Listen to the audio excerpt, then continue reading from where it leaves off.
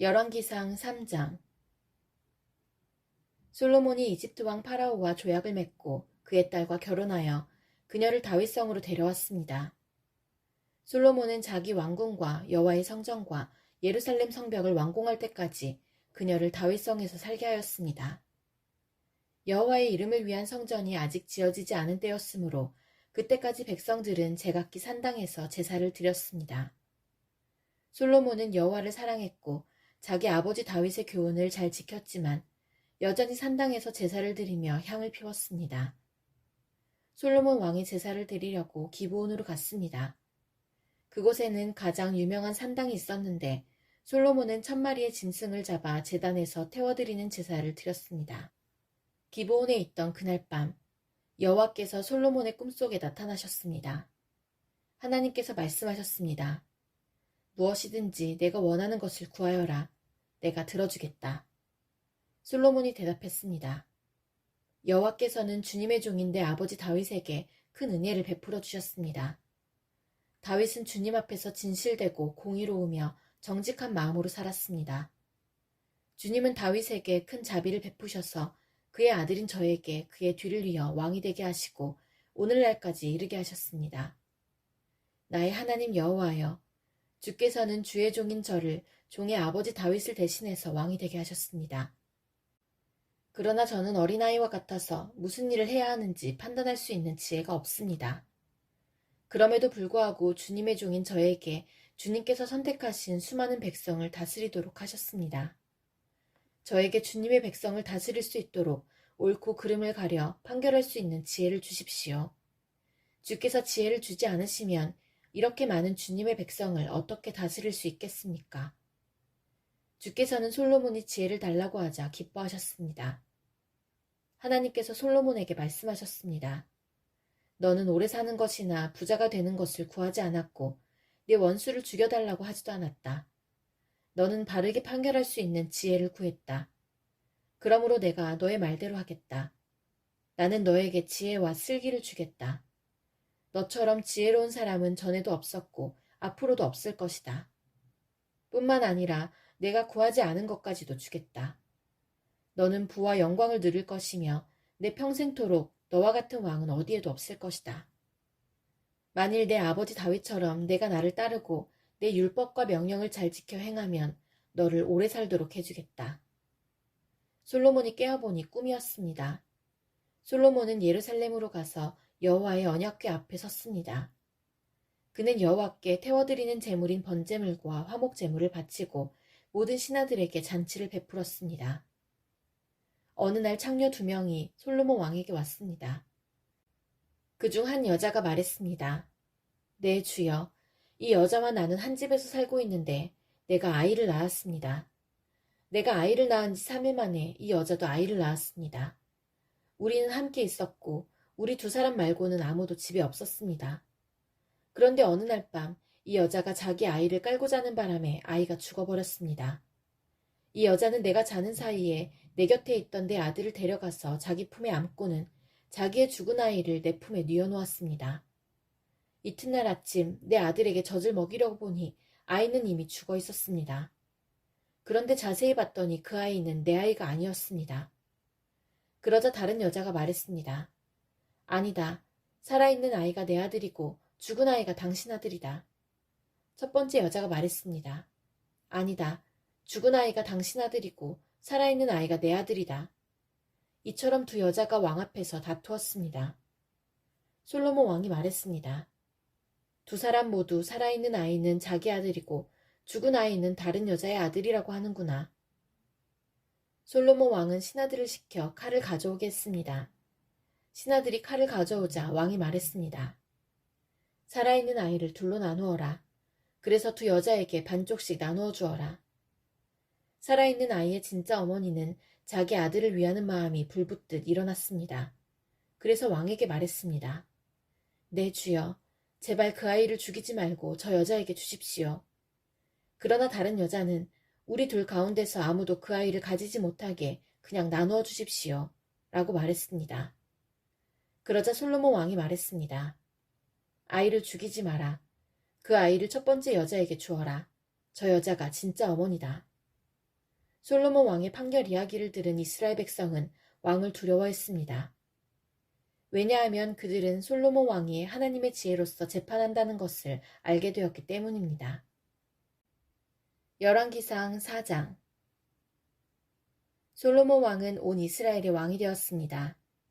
솔로몬이 거느렸던 중요한 신하들의 이름은 이러합니다. 사독의 아들 아사리아는 제사장입니다. 시사의 아들 엘리오렙과 아이야는 서기관이었습니다. 아힐룻의 아들 여호사밧은 백성의 역사를 기록하는 사람입니다. 여호야다의 아들 브나야는 군대 사령관입니다. 사독과 아비아달은 제사장입니다. 나단의 아들 아사리아는 지방의 관리들을 감독하는 사람입니다. 나단의 아들 사붓은 제사장이자 왕의 친구였습니다. 아히살은 왕궁 안의 모든 것을 관리하는 사람입니다. 압다의 아들 아도니람은 노예들을 감독하는 사람입니다. 솔로몬은 이스라엘 각 지방에 12명의 장관을 두었습니다. 그들은 각 지방에서 음식을 모아 왕과 왕의 가족에게 바치는 일을 하였습니다. 각 장관은 1년에 한 달씩 왕에게 음식을 바쳐야 했습니다. 12지방 장관의 이름은 이러합니다. 에브라임 산지를 다스리는 장관은 베눌입니다. 마가스와 사알빈과 베세메스와 엘론 베타난을 다스리는 장관은 벤데겔입니다. 아룻복과 소고와 헤벨을 다스리는 장관은 베네셋입니다. 높은 지대인 돌을 다스리는 장관은 베나비나답입니다. 그는 솔로몬의 딸 다밧과 결혼했습니다. 다아낙과 무기또와 사르단에서 가까운 베스한 모든 지역을 다스리는 장관은 아일룻의 아들 바하나입니다. 이곳은 이스라엘 아래 곧 베스안에서 아벨 무올라를 지나 용나암 건너편까지 이릅니다. 길르앗 라못을 다스리는 장관은 벤게벨입니다. 그는 길르앗에 있는 므낫세의 아들 야일이 다스리던 마을을 담당했습니다. 벤게벨은 바산에 있는 아르곱의 장관이기도 합니다. 그는 성문의 높빗장에 걸려있는 큰 성을 60개나 다스렸습니다. 마하나임은 이또의 아들 아히나답이 장관이 되어 다스렸습니다. 납달리를 다스리는 장관은 아히마아스입니다. 그는 솔로몬의 딸 바스맛과 결혼했습니다. 아셀과 아롯을 다스리는 장관은 후세의 아들 바하나입니다. 이사가를 다스리는 장관은 바루아의 아들 여호사밧입니다.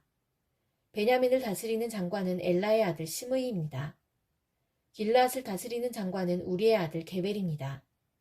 길르앗은 아모리 백성의 왕인 시온이 살았던 곳입니다. 바산 왕 옥도 그곳에 살았습니다. 그러나 그 지방에서는 게벨만이 장관으로 있었습니다. 유다와 이스라엘에는 바닷가의 모래알처럼 많은 백성들이 있었습니다. 백성은 먹고 마시며 즐거워했습니다. 솔로몬은 유프라테스 강에서부터 블레셋 사람의 땅에 이르는 모든 지역과 이집트 국경에 이르는 곳을 다스렸습니다. 이 지역 안에 있는 나라들은 솔로몬이 살아있는 동안 조공을 바치면서 솔로몬을 섬겼습니다. 솔로몬 왕에게 바치는 하루 분량의 음식은 고운 가루 약 6.6kg와 거친 가루 약 13.2kg, 살찐 소 10마리와 들에서 기른 소 20마리와 양 100마리, 그리고 세 종류의 사슴과 살찐 새들이었습니다. 솔로몬은 유프라테스 강 서쪽의 모든 나라, 곧 딥사에서 가사에 이르는 지역을 다스렸습니다. 그리고 모든 이웃나라와 평화롭게 지냈습니다. 솔로몬이 살아있는 동안 단에서부터 브엘세바 지역에 사는 이스라엘과 유다 백성들은 각자 자기의 무화과나무와 포도나무 아래에서 평안을 누렸습니다. 솔로몬에게는 전차를 끄는 말의 마구간 4,000개와 전차를 타는 군인 12,000명이 있었습니다. 각 지방의 장관들은 자기가 맡은 달에 솔로몬에게 음식을 가져다 주었습니다. 음식은 왕의 상에서 함께 먹는 사람들까지 먹고 남을 정도로 많았습니다. 장관들은 솔로몬에게 필요한 것이 모자라지 않도록 잘 준비했습니다. 그들은 또 전차를 끄는 말과 일하는 말에게 먹일 보리와 짚도 각자 맡은 분량대로 가져왔습니다. 하나님께서는 솔로몬에게 큰 지혜와 슬기로운 마음을 주셨습니다. 그리고 바닷가의 모래알처럼 헤아릴 수 없는 넓은 마음을 주셨습니다. 솔로몬의 지혜는 동방의 그 어떤 사람의 지혜보다 컸으며 이집트의 그 어떤 사람의 지혜보다 더 컸습니다. 솔로몬은 이 땅의 어느 누구보다도 지혜로웠습니다. 예스라 사람 에담보다도 마울의 아들 헤만과 갈골과 다르다보다도 더 지혜로웠습니다. 솔로몬의 명성은 모든 나라에 널리 퍼졌습니다. 솔로몬 왕은 평생 동안 지혜로운 가르침을 3,000가지나 말했으며 1,005편이나 되는 노래를 지었습니다. 그는 레바논의 백향목으로부터 돌담에서 자라는 우슬초에 이르기까지 온갖 식물과 짐승과 새와 기어다니는 것과 물고기에 대해서도 가르칠 수 있었습니다. 모든 민족들이 솔로몬 왕의 지혜를 들으려고 몰려왔습니다. 그들은 솔로몬의 지혜를 듣도록 세상의 모든 왕들이 보낸 사람들입니다. 열왕기상 5장. 두로왕 히람은 다윗의 친구였습니다. 히람은 솔로몬이 다윗의 뒤를 이어 왕이 되었다는 소식을 듣고 심부름하는 사람들을 솔로몬에게 보냈습니다. 솔로몬도 히람 왕에게 다음과 같은 말을 전했습니다. 왕도 아시겠지만 내 아버지 다윗은 주변의 여러 나라들과 전쟁을 해야 했기 때문에 여호와 하나님께 예배드릴 성전을 지을 수 없었습니다. 원수들을 다 물리칠 수 있도록 여호와께서 허락하실 때까지 기다려야 했습니다. 그러나 이제 내 하나님 여호와께서 나와 내 나라 어느 곳에나 평화를 주셨습니다. 이제는 적도 없고 나쁜 일도 일어나지 않습니다. 여호와께서는 내 아버지 다윗에게 내 뒤를 이어 내 아들이 왕이 되게 할 것이다. 그리고 그가 나에게 예배드릴 성전을 지을 것이다. 라고 말씀하셨습니다. 보십시오. 이제 나는 내 하나님 여호와께 예배드릴 성전을 지으려 합니다. 이제 레바논의 백향목을 베어 나에게 보내라고 명령을 내려주십시오. 내 종들이 왕의 종들과 함께 일할 것입니다. 왕의 종들에게는 왕이 정하시는 대로 품삯을 주겠습니다. 우리 중에는 시돈 사람만큼 나무를 잘 벨 줄 아는 사람이 없습니다. 히람이 솔로몬의 말을 듣고 크게 기뻐하면서 말했습니다. 오늘 여호와께 감사를 드립니다. 여호와께서는 이 큰 나라를 다스릴 지혜로운 아들을 다윗에게 주셨습니다. 그리고 히람이 솔로몬에게 이런 말을 전했습니다. 왕이 전하신 말씀을 받았습니다. 왕이 바라시는 백향목과 잣나무를 다 보내겠습니다. 내 종들이 레바논에서 바다까지 나무를 나르면 그것을 뗏목으로 엮어 왕께서 바라시는 곳으로 띄워보내겠습니다. 그곳에 나무가 이르면 나무를 풀어드릴 테니 왕은 가져가시기만 하면 됩니다. 그 대신 나와 함께 사는 모든 사람들이 먹을 음식을 주십시오. 히람은 솔로몬이 바라는 대로 백향목과 잣나무를 보냈습니다. 솔로몬은 히람에게 해마다 밀 약 4,400킬로리터를 주었습니다. 그것은 히람과 함께 사는 모든 사람들이 먹을 수 있는 음식이었습니다. 솔로몬은 해마다 맑은 올리브 기름 약 440킬로리터도 주었습니다. 여호와께서는 약속하신 대로 솔로몬에게 지혜를 주셨습니다. 히람과 솔로몬은 평화롭게 지냈습니다. 두 왕은 서로 조약을 맺었습니다. 솔로몬 왕은 이스라엘에서 일꾼 3만 명을 불러 모았습니다. 솔로몬은 그들을 한 달에 10,000명씩 번갈아 레바논으로 보냈습니다. 그들은 레바논에서 한 달을 일하고 자기 나라에서 2달을 일했습니다. 아도니람은 그들을 감독하였습니다. 솔로몬은 산지에서 돌을 깎는 사람 8만 명을 두었으며 깎은 돌을 운반하는 사람 7만 명을 두었습니다. 일꾼을 감독하는 사람도 3,300명이나 두었습니다. 솔로몬 왕은 그들에게 성전의 기초를 놓는 데에 쓸 크고 고운 돌을 깎도록 명령했습니다. 솔로몬의 건축자들과 히람의 건축자들 그리고 그발에서 온 사람들은 돌을 다듬었으며 성전을 짓는 데에 쓸 돌과 나무를 준비했습니다. 열왕기상 6장.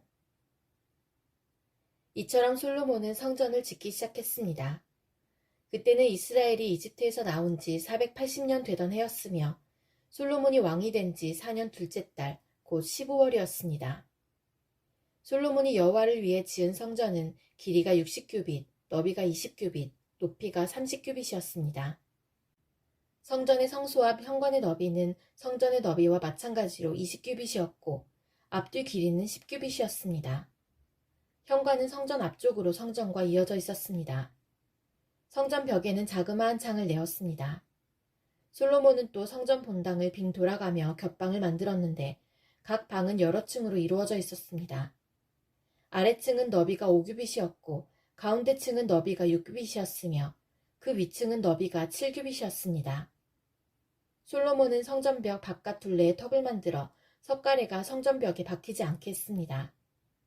돌은 채석장에서 다듬은 뒤에 가져왔습니다. 그래서 망치나 정, 그 밖에 쇠 연장으로 작업하는 소리가 성전에서는 들리지 않았습니다. 가운데 층으로 올라가는 문은 성전 오른쪽에 있었는데 나사 모양의 계단으로 이루어져 있었습니다. 가운데 층에서 3층으로 올라가는 계단도 있었습니다. 솔로몬은 백향목 석가래와 널빤지로 성전 지붕을 덮었습니다. 이렇게 하여 성전 짓는 일을 다 마쳤습니다. 솔로몬은 성전을 돌아가며 다락방 짓는 일을 마쳤는데 그 아래층의 높이는 5규빗이었습니다. 그 방은 백향목 들보로 만들었는데 성전에 연결되어 있었습니다. 여호와께서 솔로몬에게 말씀하셨습니다. 내가 이 성전을 건축하였도다.